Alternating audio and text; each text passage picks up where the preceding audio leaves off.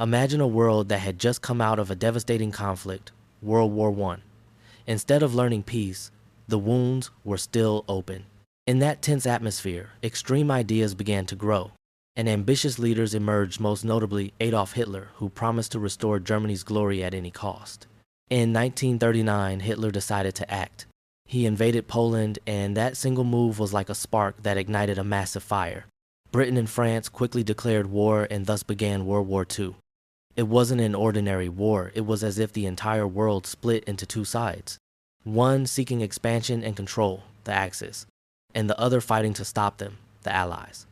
Now imagine cities being bombed day and night, armies moving across continents, and massive battles fought on land, sea, and air. In the East, brutal fighting broke out between Germany and the Soviet Union, especially in Stalingrad, where the course of the war began to change. In the West, Britain held firm despite bombing. Then came a moment that shook the world. Japan attacked Pearl Harbor, bringing the United States into the war. From that point on, the balance of power slowly began to shift. Years later, a nerve moment arrived when Allied forces landed on the beaches of France in the Normandy invasion, signaling the beginning of the end for Nazi Germany.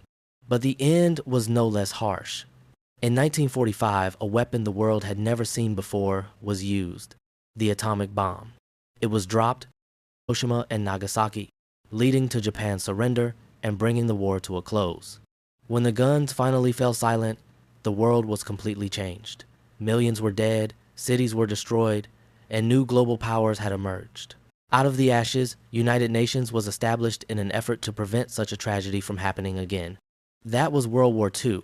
Not just dates and events, but the story of a world that slipped into chaos and then tried to find its way back.